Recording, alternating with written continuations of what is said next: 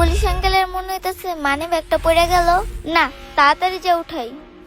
হ্যাঁ, আমি তাড়াতাড়ি আসতেছি। আরে মানি ব্যাগের ভিতরে দেখি অনেকগুলো টাকা। যাই হোক, টাকাটা পেয়ে ভালোই হলো। বোনের জন্য ভালো মন্দ খাবারও কিনতে পারবো, আর আমার হাতে চিকিৎসাও করতে পারবো। আরে আমি এটা কি ভাবতেছি, আমার বাবা মা তো আমাকে এই শিক্ষা দেয় নাই। আঙ্কেলের মনে হইতেছে টাকাটা অনেক প্রয়োজন।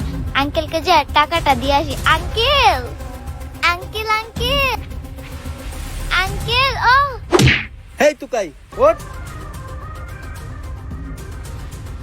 তুই কি দেখে চলতে পারস না? দিলে তো আমার পোশাকটা নোংরা বানায়া। আঙ্কেল, আমি না ওই ছোট মানুষ দেখি নাই, আপনি তো দেখে চলতে পারতেন। হেই তুকাইয়ের বাচ্চা, তোর এত বড় সাহস, তুই আমার মুখে মুখে কথা বলিস, তুই আবার আমাকে জ্ঞান দিস? আঙ্কেল, আপনি আমাকে মারতেছেন কেন? আমি তো ঠিকই বলছি।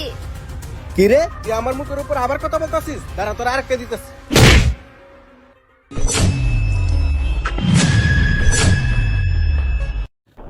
এই বেটা, তোর সাহস তো কম না, তুই ছোট বাচ্চার গায়ে হাত উঠাইছস। আরে স্যার, ওরে মারবো না তো কি করবো?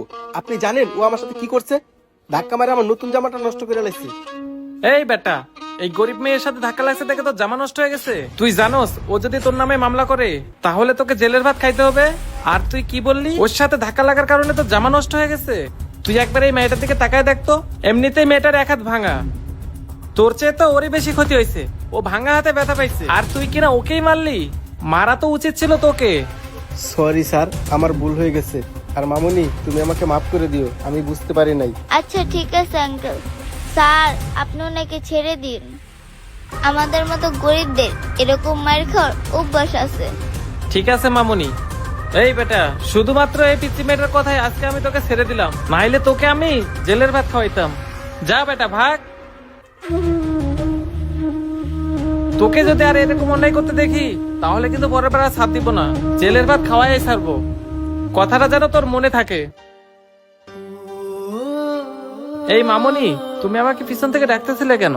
আঙ্কেল, আপনি ওইখানে মোবাইল বের করার সময় মানি ব্যাগটা পড়ে গেছিল। আমি আপনাকে মানি ব্যাগটা দেওয়ার জন্য দৌড়াচ্ছিলাম। আরে, এটা তো আমার মানি ব্যাগ। আরে মামুনি, এই মানি ব্যাগে তো অনেকগুলো টাকা ছিল, আর এই টাকাগুলো থাকা সত্ত্বেও তুমি আমাকে মানি ব্যাগটা ফেরত দিলা। আঙ্কেল, আমার বাবা মা এরকম শিক্ষা দেয়নি যে আমি অন্যের টাকা মেরে খাবো। আরে বাহ, তোমার বাবা মা তো তোমাকে অনেক ভালো শিক্ষা দিছে।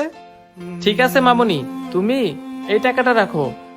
না না আঙ্কেল, আমার এই টাকা লাগবে না। আপনি এখানে থাকেন, আমাকে যে আবার চিপস বিক্রি করা লাগবে, না হলে আমার ছোট বোনের জন্য খাবার নিতে পারবো না।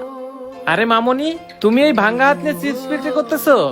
কি করব আঙ্কেল, আমার তো বাবা মা বেঁচে নেই।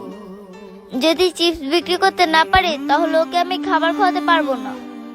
আরে, আমি যদি মেয়েটাকে এভাবে সাহায্য করি তাহলে তো মেয়েটা আমার সাহায্য নেবে না।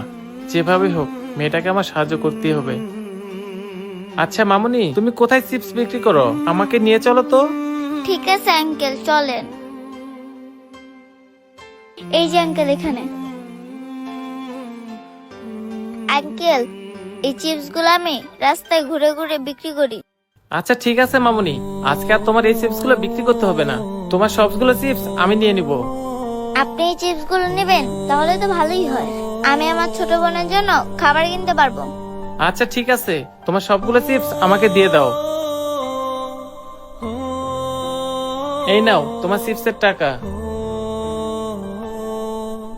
আচ্ছা ঠিক আছে আঙ্কেল, আপনাকে অনেক ধন্যবাদ।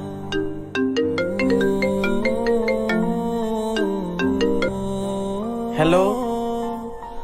আচ্ছা ঠিক আছে, আমি এখন আসতেছি, তুমি রাখো। মামনি, আমার তো এক জায়গায় যেতে হবে, তুমি এই চিপস গুলো আপাতত বিক্রি করো, আমি কালকে এসে তোমার কাছ থেকে চিপস নিয়ে যাব। আচ্ছা ঠিক আছে আঙ্কেল।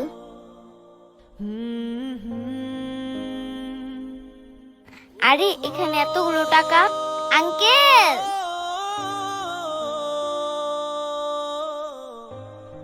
এটাই সুযোগ, এই ফাঁকে টাকাগুলো চিপসের ঝুড়িতে রেখে দেই, যেন মেয়েটা টাকাগুলো খুব সহজেই পেয়ে যায়।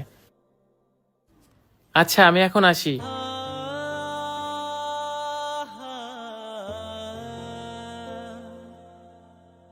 ভিডিওটি যদি ভালো লেগে থাকে তাহলে এই অসহায় মেয়েটার জন্য একটা লাইক, কমেন্ট আর শেয়ার করে দিবেন। ধন্যবাদ।